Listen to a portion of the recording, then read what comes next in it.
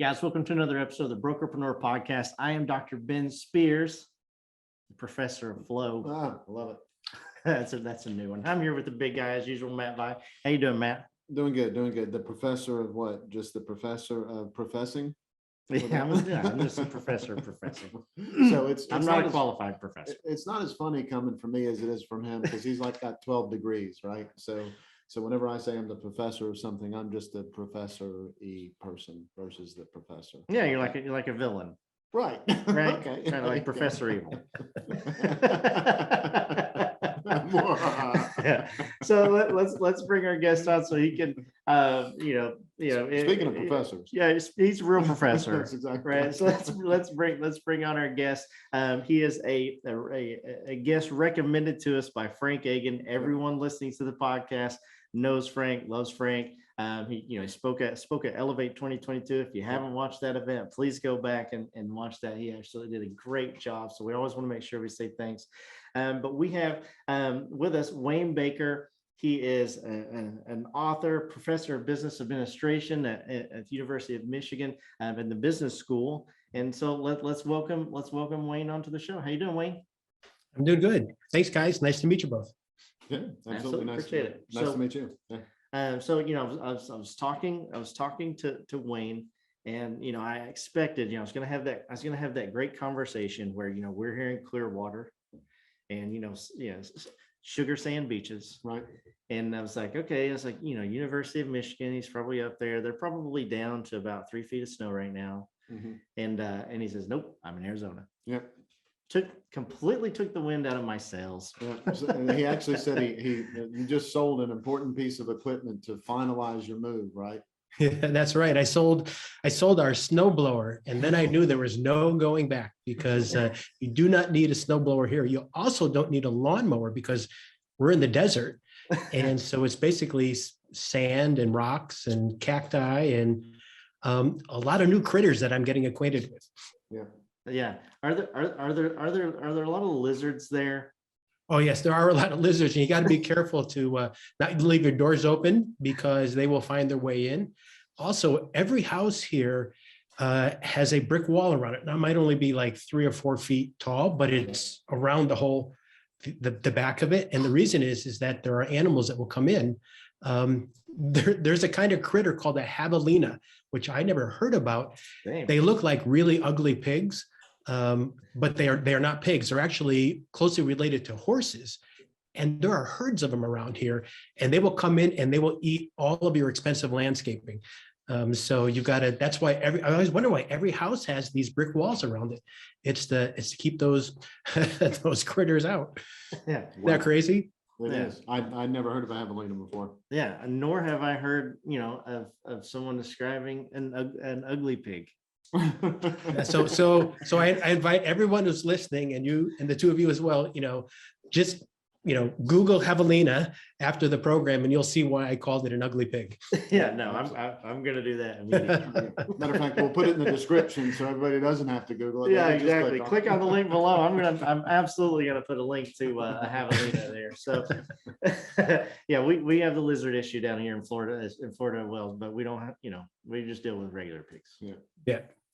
So you wrote a book that I want to touch on, and I want to get to your backstory here in just a second. But I definitely want to touch on this on your book. And you wrote a book called "All You Have to Do Is Ask."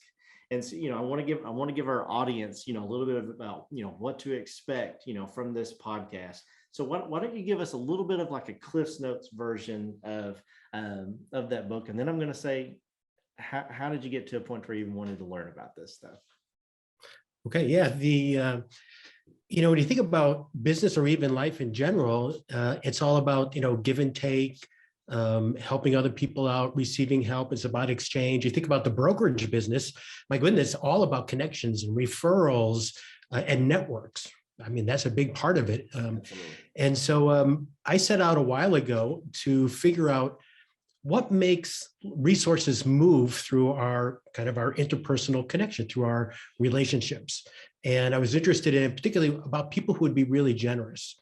And what I found was that getting people to be generous was never the problem, is that people were very willing, to help almost anyone, even strangers, if they were asked. And what I discovered through my research and a lot of working at the business school and doing consulting and so forth was that the real problem is getting people to ask for what they need. That's what really drives generosity, is that we have to ask. And most people are very reluctant to ask for almost anything. A lot of reasons for it. People don't ask because, ask for help at work because they're concerned that they'll appear to be incompetent or they don't know how to do their job, or they feel that they really need to be super self-reliant and never ask. They need to put their heads down and do their tasks. But we know that people are much more productive if they get an inflow of ideas and opportunities and information from other people, and they very generously give back to others. Frank Egan, who connected us, he is a wonderful living example of that. Extremely generous person, making connections. And I'm sure you feel like I do, is that I would go out of my way to do anything to help them out in return. Right. Yeah, but it's the asking that really drives the whole process. And I said, okay, I'm going to set out to interview a bunch of people. I'm going to do research on it and then write up what I think of as a very practical book. It's a tool. It's a toolbox, really, of what you can do as an individual, or if you're in a team or even in entire organizations, to really, get the resources moving by having people learn how to ask, and ask in a thoughtful and appropriate way. Yeah, I love that. And so I have to imagine that, when you were, 6, 7 years old, you were sitting there. I don't know, your favorite toys as a child, but you're sitting there, you were playing with your Thundercats, right? That's what I was playing with. You're playing with your Thundercats. And, Lion-O was talking to Tiger, and he's like, oh, I don't know if I want to ask Tiger to do this or whatever. And then you're like, what, I'm gonna devote, a lot of my life to learning, and researching this. There had to be, if that's exactly the moment, then please let me know. That'd be amazing. But there's probably a moment in your life, where you're like, yeah, this is something I want to really dive deeper into. And I would love to hear the backstory of what happened there that made you do that. Well, I can trace this whole line of research and teaching and consulting all the way back to middle school and taking French. And I hated French class, right? And I was doing well in all my other classes, and I was in danger of flunking this French class. And I dreaded going there, and it just wasn't going very well. So I went and talked to my father, and I said, Dad, I don't know what to do. I'm just not getting it, right? I'm just not understanding this, and I'm not motivated. I don't, what do you suggest? And he said, after school, go find your French teacher and ask for help. Explain the situation and ask for help. And I was really, pretty reluctant to do it, but I followed my father's advice, and I did that. And this French teacher was really pretty intimidating, at least to me. He turned out to be like the nicest person when I expressed I needed help. And he spent extra time with me, gave me some new resources that I could work with. And I think I just got like a C+ in the class, but at least I made it through, and I never took French again after that. But I know as I realized that if you ask, most people are willing to help. But the real barrier is that people are usually very reluctant to ask for what they need. Yeah, it's fun. So, you've heard before, life is for the taking, right? And, people have said that all the time. And I'm not a big fan of that, right? There's just a line of thinking behind that doesn't quite align with me. But I'm all about life is about the ask, right? I mean, there's just so much to be said for, and I think, you said just a second ago, a lot of people have a hard time asking for help, and it's because they feel like they're going to expose something that other people didn't know about them, so they don't want to be vulnerable. And especially when it comes to being a real estate broker, people are very worried. I'm supposed to be in charge. I'm supposed to know what's going on. I'm supposed to understand all the different facets of business. The truth is, man, you just can't. I mean, that's just not the way that it is. You cannot be an expert at all of those and perform at a super high level. So, I mean, I think part of it is the vulnerability thing. And the other part of it is, just realizing that you're not going to be an expert at everything. We help a bunch of people with recruiting, right? And some of the people that we help with recruiting don't like it. They just don't like, it isn't fun for them. It isn't exciting for them. It isn't whatever, right? Yep. But they know they have to get good at it. So we help them get good enough at it so that they can put a system in place. So the part of it that they do like, because there's always a little bit of a piece of something that they do appreciate about it, because it has a lot to do with personalities. So that we help them figure out what that piece is, and then they excel at that piece. But then the other parts of it, we find other people that want to help them out at it. And so many times their staff wants to help with those other parts, but doesn't want to just do all of it. And that all boils down to them just raising their hand and saying, hey, look, I don't know everything. I don't know how all of this is supposed to work. I just need a little bit of help. Whether they raise their hand to their staff or whether they raise their hand to us, they need to slow down and take a minute and acknowledge that maybe if they're not great at it, that they're not fantastic, and that they need help. So Wayne, I appreciate you saying that. That's awesome. Yeah, Wayne, can you, sorry, I didn't mean to cut you off there. Can you tell us a little bit about why people, are afraid to ask or hesitant to ask, or, does it have to do with, vulnerability, or is it just Straight up ego? Is it a stupid question, or, I don't know, what's the premise behind that? Well, there's a couple of reasons. One is what I call over-reliance on self-reliance, that whole idea that you've got to be the smartest person in the room and you've got to know all the answers. But, even if you are the smartest person in the room, you're not smarter than the whole group that's there, right? And you could be a lot more effective by saying, look, I don't know the answer to this, but let's brainstorm together. I need your input and ideas. And you come up with a much better solution. And there's a ton of research that shows that's the case. Another reason is that people don't ask because they feel vulnerable, or they're going to be viewed as, ignorant. They don't know how to do their job. They're incompetent. Here, research is really helpful for correcting that very common belief. The research shows that as long as you make a thoughtful request, people will think you are more competent, not less. So I'll give you, what are the components of a thoughtful request? One is that you've got to pause and be really clear before you make any request about the why. Why are you making that request? Why is it important? What are you trying to achieve, right? And once you know that, say, okay, what I'm trying to achieve is this. All right, then what resource do I need? Do I need a referral? Do I need a connection? Do I need expert advice? Do I need money? Whatever it might be. You figure out what the resource is. And then you formulate what I call a SMART request. And a SMART request has 5 parts to it. It's a little bit different from SMART goals. Everyone's familiar with that. It's a little bit different. So the S is for specific. The more specific your request, the more actionable it's going to be. That has to do with the way in which the human mind works, is that a very specific request triggers people's memories of what they know and who they know. Those are the 2 ways that can help. So the M is the meaningful, or the why of it. When I was growing up, my dad gave me good advice about that French teacher, but if he wanted me to do something, he would tell me to do it. And I would say, why? And what do you think his answer was? Because I told you so, right? And this is not a democracy. Exactly. So what I found with I have one son, he's in college now, but when he was growing up, I found that if I explained the why, the M, the why it was meaningful, he was much more likely to do it because he would get it. And he wouldn't do it because I was forcing him to comply, is that he was engaged in doing it. He knew why it was important to do, right? So the A is for you're asking for something to be done. You don't just restate a goal. A request is for something to be done in action. The R is you got to make it somewhat realistic, although I encourage stretch requests. And then the T is time, or a deadline.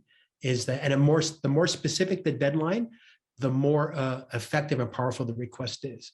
So if anyone follows those criteria, what are you trying to achieve? What's the resource? Formulate as a SMART request, you're much more likely to get what you need.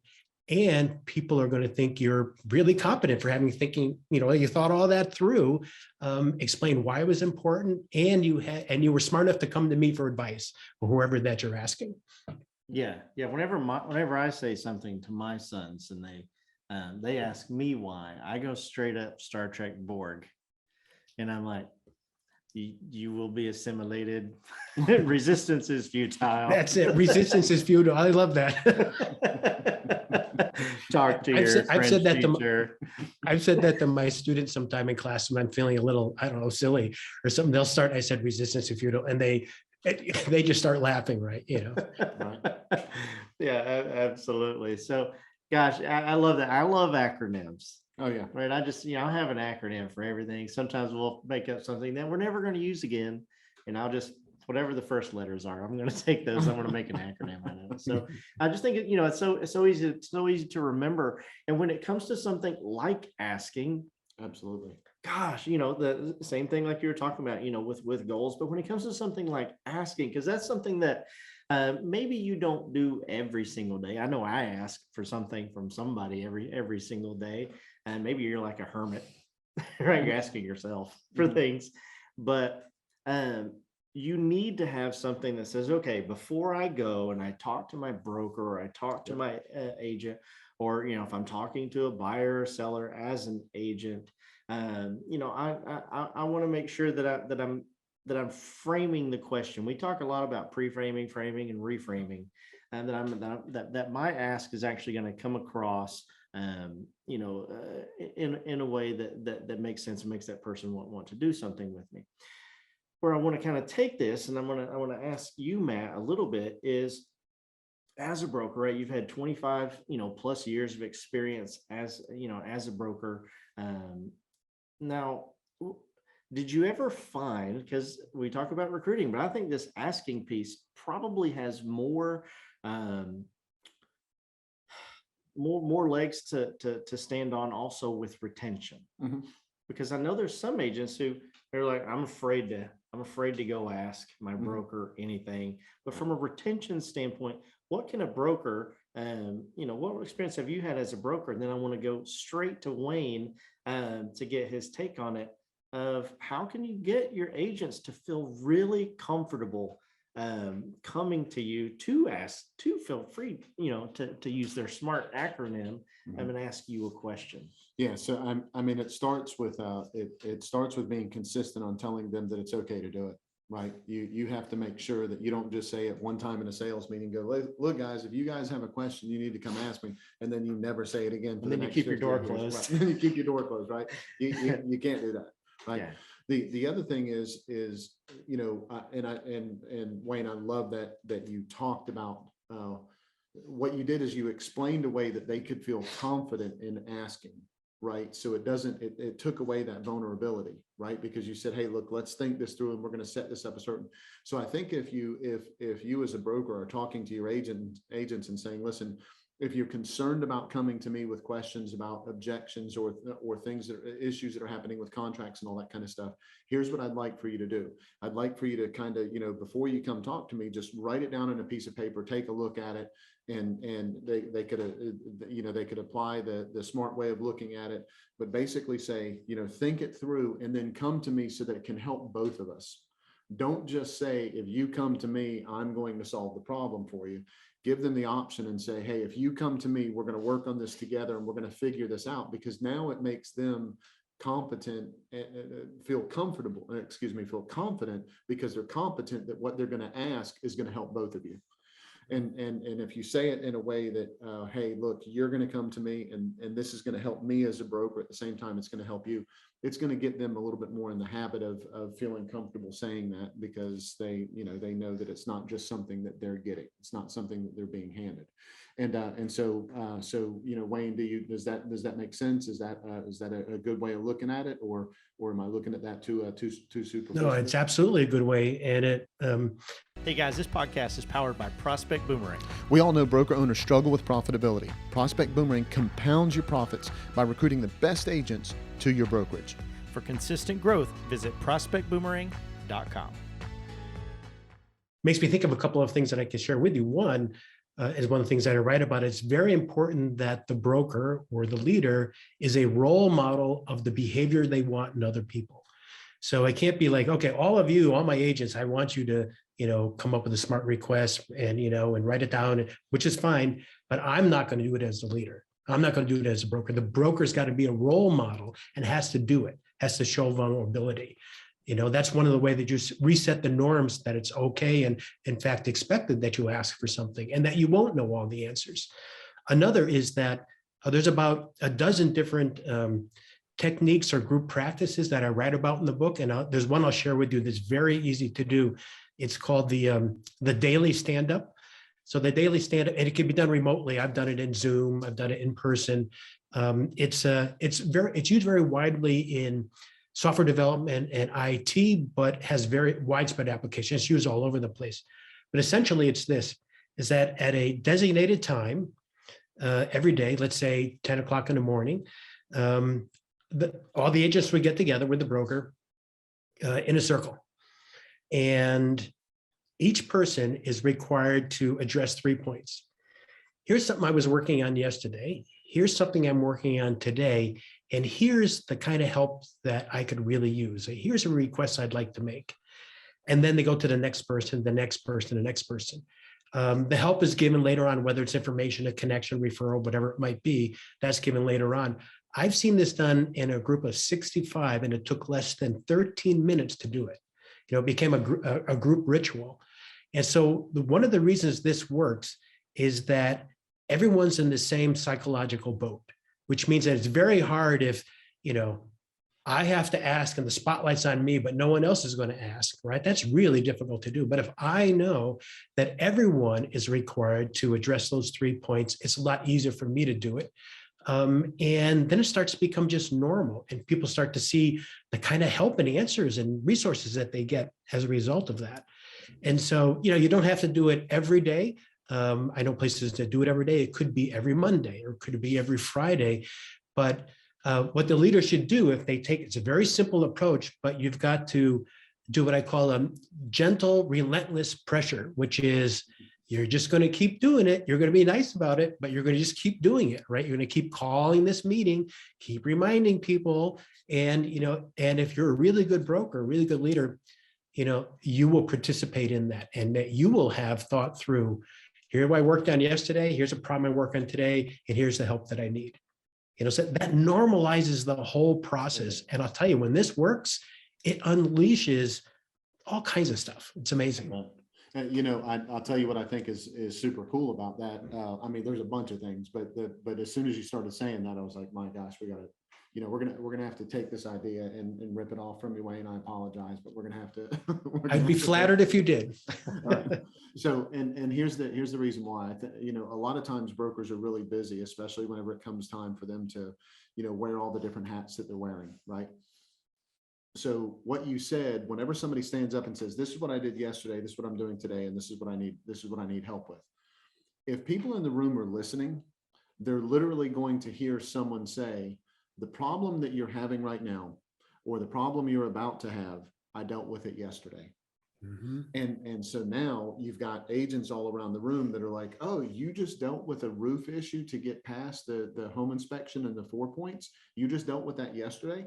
As soon as we get done with this meeting, I'm going to go talk to you because I need that you handled it, and I need to see what you did. So now all of a sudden it's forcing everyone to be connected and help each other solve and help raise each other up. And now the person that dealt with it yesterday feels better because they get to help somebody else, right? Mm-hmm. And the person that's asking the questions like, holy crap, now I get this solution.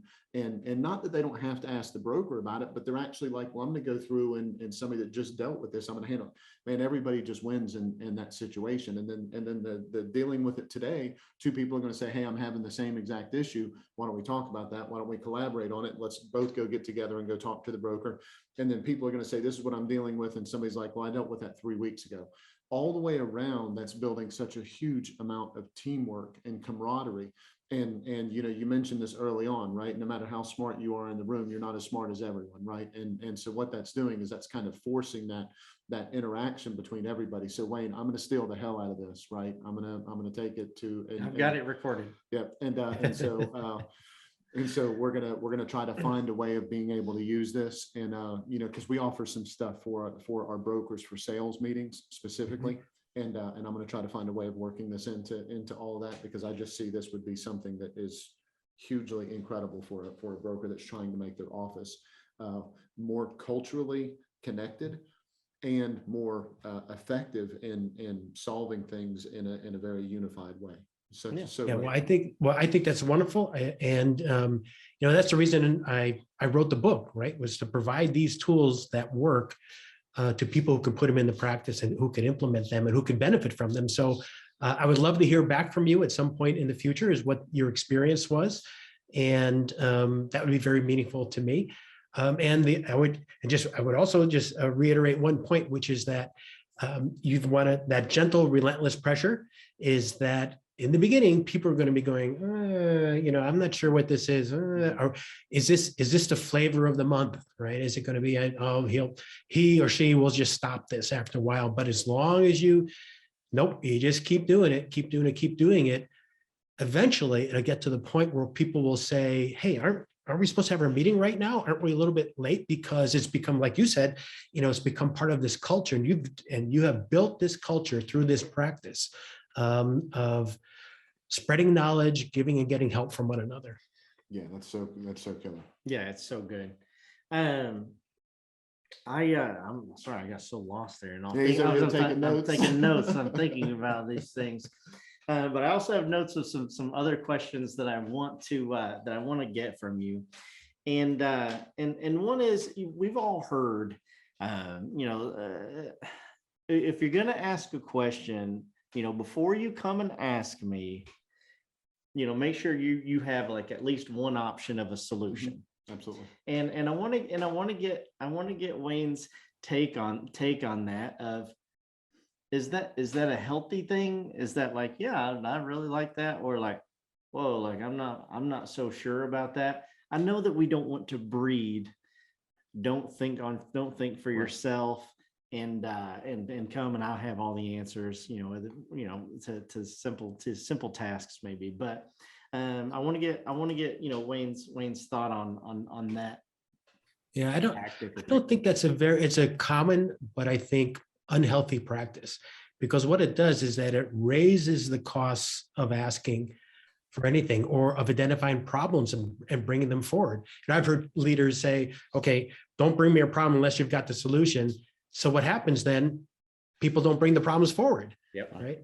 I mean, and a related part of this, they say, okay, if you bring the problem to me, now you own the problem, you got to solve it, which means people are not going to bring problems to you either, right? Because of that, you've got to be like, bring the problem to me, bring the problem to the group. Let's talk, let's crowdsource ideas about how to solve this problem. And I don't think you want to make it so that people feel safe to identify issues and problems and to bring them forward and to be rewarded for doing so. Like, so if I was a broker and somebody brought a problem forward and stuff, I would acknowledge that person and recognize them in a positive way, saying, that's what we want. We want to identify what those issues and problems are. We don't want to raise the cost of bringing a problem by, you got to have a solution, or worse yet, you own it. Yeah, right. Yeah, absolutely. And that's what I thought you would say. And I just like, I like hearing it from an expert rather than, because I've never thought about it ever in my entire life until this conversation of, well, I wonder if that's like a good thing or a bad thing. But everything leading up to it, I was like, I bet Wayne has a take on this that's very interesting, and you did. So Wayne, let me add something to that, because I've absolutely asked people to come back with a solution whenever they walk in like that. I think an important thing to point out here is whenever they're bringing something up like that, I think the concern sometimes is that they haven't put real effort into taking a look at the situation or the scenario. And what you did earlier in the podcast is you gave a method of making sure that the question that they were asking was really a question that needed that kind of answer, correct? I mean, so it was not just somebody coming up and saying, hey, look, I've got a problem because I don't feel like doing anything about this. Will you all help me? Yeah. Will you all help me out with this? You're basically saying, listen, if you're running into an issue or a problem, I want you to think about that, what that is, and be very concise about your ask and have thought that through, and not that it's just something you're just handing off to people. Am I missing something there? Is that No, I think that's right on the mark. In fact, it reminds me of two kinds of asking or two kinds of helping. One is called dependent help seeking. The other is called autonomous help seeking. So dependent help seeking is like, I got this problem. I don't want to spend time, but as you were saying, I don't want to spend time thinking about how to solve this problem. It's just a pain in the neck. I just want it done, right? I just want this solved. And so I bring it to you two and basically say, hey, solve this problem for me. The problem goes away, but I haven't learned anything. It's like, it's still a dependent kind of relationship. Autonomous help seeking or autonomous asking is that I bring a problem forward, and I've thought about this because I want to learn how to solve this problem and to grow and develop. So if I run into this problem again or a very similar one, I'll know how to approach it. So yeah, so you could have some cases where the agent is just someone who just brings every problem forward because they don't want to deal with it. Instead, they just want to push it off. I mean, that's a different kind of problem. Right. And I think it would be somewhat ameliorated, as you said, if everyone was required to at least use those, SMART criteria and really think about what you're trying to achieve. First, I'm not asking you for the solution, but I'm asking you to bring forward a well-formulated ask or a well-formulated issue, right? And to think that through. And in that process, I think some agents would discover, hey, I actually do know the answer to that. Or boy, I know someone else. Now that I've thought it through a little bit more, I know who I could go to right away to ask about that. I don't need to go to the broker, right? I can go to one of the other agents who solved this problem last week, something like that. Yeah, I love that so much. That's actually making sure that the people that really need the help or assistance or guidance are growing. Yeah, that's what that means. That is fantastic. And the people that are the ones that are just trying to hand off the hand grenade without the pin in it, they're having to take a step back and make sure that they're paying attention to the overall situation, not them getting better and them taking a look at everything using the smart way of looking at it, which is ultimately same thing. That's going to help them as well. Everybody's winning in this situation because that step has been added in there. I think that's fantastic. I love it. Again, that's going to be part of the larceny of the idea. Well, that's the reason I'm doing the podcast, is that I want it to be useful to people. So that's very rewarding to me. Yeah. So my wife always asks me, why don't you like going to Christmas parties and birthday parties and all this kind of stuff? You go there and you just sit there, right? I just can't stand small talk, right? There's a point to this conversation. She's like, I listened to you on the podcast and you're like talking, you're loving it. You're asking all these questions. And I'm like, now I'm thinking of stuff. I'm like Wayne Baker's not at these birthday parties. Right. I love picking the brains of but you don't know that. You're not talking to people. Wayne could be at the people, not that you're not the most brilliant guy on the face of the earth in this way. And that's not what I'm trying to say, but there might be other Wayne Bakers there, Ben. Yeah. There's a saying in Kentucky, and that is, he ain't. All right. So, but again, I have another question that's just completely off topic of the last one. But I love research. You're talking about research, and so I just have to ask, because I've got you right here at my fingertips. Do you feel like once everything kind of went digital, right? Like I know my sons don't have phones right now, but I know there are certain things that when Marshall, my 10-year-old, kind of comes up to me, I can tell like he's a little bit like, I don't know if I want to ask this. I don't know if, maybe he's like, can I get the new Star Wars game that comes out next month? And he's like, it's like, I'll pay for it. It's not like that at all. But, but I know if he had a phone that guy would say, can I get that new Star Wars game? Because again, that confrontation isn't there. Of course, I'm going to get in that new Star Wars game, that kind of thing. He just loves Star Wars, and so do I. But I know that face-to-face asking is different than that digital asking, right? Sending a text or sending an email or whatever. Do you feel like that devices made it easier for people to ask things, or the opposite? I think one of the advantages is it gave us access to a much bigger network and to more sources of knowledge and information out there. So I Google stuff all the time, right? Like, how do you fix this? Or what's this? Or what's the definition of that? All the time, right? And it's so incredibly helpful. But there are things where I need to ask an actual person, right? But even there, you can ask, there's so I own this old boat and it always needs to be fixed up. And, well, there's a Facebook group for people who own the same kind of boat. And, I ask questions there all the time, because when something breaks, as it always does on the boat, 10 other people have had the same problem, right? So there, it's like, there's a common affinity. We all own this same kind of boat. We help each other out. So there, the digital technologies are really helpful. This research shows that for a lot of things, asking in person is much more powerful than sending an email or a text. But on the other hand, email and tests are a great way to connect with people. One thing I discovered when so my father taught me how to fix a lot of things in the house, and against my will, but I did learn how to do things. And so I remember when my son was a teenager, the utility sink in the laundry was leaking, right? And so I said, oh, great, I get to show him how to fix a leaky faucet. Right. He would not pay attention at all. He didn't care at all about this leaky faucet. And I started feeling like, as a dad, I'm letting him down. Right. But then you know what I discovered? There's a much better and more patient YouTube video out there about how to fix a leaky faucet. And I'll tell you, that released the pressure on me as dad, saying, you know what, if he encounters a leaky faucet, he's going to look up on YouTube and he can play it over and over and over until he figures out how to do it. I guess I don't have to teach him certain things, So I'll give you a very real life, just like with your son. I am not mechanically inclined.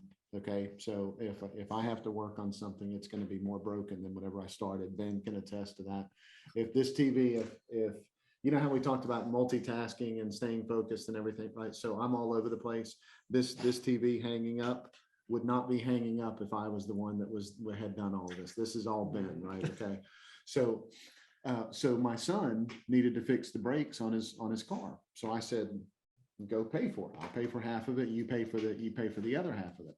And he goes, well, I'm going to look and see how hard it is on a YouTube video first. And so he fixed the brakes on his car, and I'm terrified, right? I'm like, no, you need to take it out into the neighborhood and go slow and all that kind of stuff and everything. He's like, no, it was the exact same car. Everything is exactly like it was, all that kind of stuff. I'm terrified that he put it back together like I would have. and the truth is, he put it back together perfectly because he was able to watch the video. I can't imagine the amount of abuse that he would have taken if I would have had to sit out there with him and fix those brakes. It just would have been terrible, because I would have been frustrated about not being a great dad and knowing it and understanding how to do it, trying to lead him. And so the opportunity for that would have been, the opportunity that gave us for him to be able to ask the right person made all the difference in the world. And to Ben's point just a second ago, he said, Marshall, asking would be easier by phone, which I completely agree. But I also think the response that you're going to get a positive response might not be as good, because it's very easy to say no by phone than it is compared to face to face. So I think there's probably a double-edged sword there about all of that, about the convenience of that. And so, being there and asking in person and being truly connected with someone, and the conversation not just being a verbal conversation, but there being body language and all the other things that factor into it. I think all of that makes a difference. And not that we, can't ask, by the phone because it's convenient sometimes. I think maybe there's just a lot more leverage in that face to face. Yeah. Yeah, absolutely. Well, I want to be super respectful of your time, Wayne, and we're just so grateful that you came on to the show. Guys, listeners, make sure you get your pens and your paper out. You don't really have to, because everything's going to be in the description below. But I want to make sure that everyone listening has the opportunity to reach out to you, connect, learn more about you. I'm definitely going to put a link to your book in the description. If you don't mind, share how our listeners can learn more about you. Oh, great. Well, thanks. Well, Matt and Ben, this has been wonderful to spend some time with you. I appreciate the invitation to be on the program. And I've really enjoyed this conversation. I would love if people connect with me. So if you just Google, well, we talked about Googling, right? Mm-hmm. You just Google my name, Wayne Baker, you'll come up with a bunch of links. That's the easiest way. Or you can find me on LinkedIn. The website for the book has a whole bunch of free resources on it, some infographics that you could download free and distribute anywhere you want. There's a bunch of recordings of various things, articles I've written, and that's the book title. It's all you have to do is ask.com. So it's a booktitle.com. Yeah, so those are the ways that that people can find me. And I'd love to hear from people and love to connect. Yeah, absolutely, guys. Do yourself a favor and go and do that absolutely right now. I'll put your LinkedIn profile in the description below as well, so everyone can just click there to connect. Well, guys, wherever you're listening to this, whether it be iTunes, Spotify, Stitcher, Deezer, any of those platforms, make sure you hit that follow button. If you're watching this on YouTube, hey, how's it going? Hit that red subscribe button, that bell right beside it, you get notified every time we drop a new episode. Also, there's no better time than the present than to go to prospectboomerang.com. Check out all the cool stuff that Matt and I have to help you grow your brokerage, no matter what phase or stage of the business that you're in. Thank you again. Excuse me, I'm losing my voice. Thank you again to Wayne Baker for coming on. We get to pick the brains of these amazing people and bring that information straight to your ears, listeners. And we do that for one reason and one reason alone. And tell them why that is, Matt. Because we just want to be part of their win.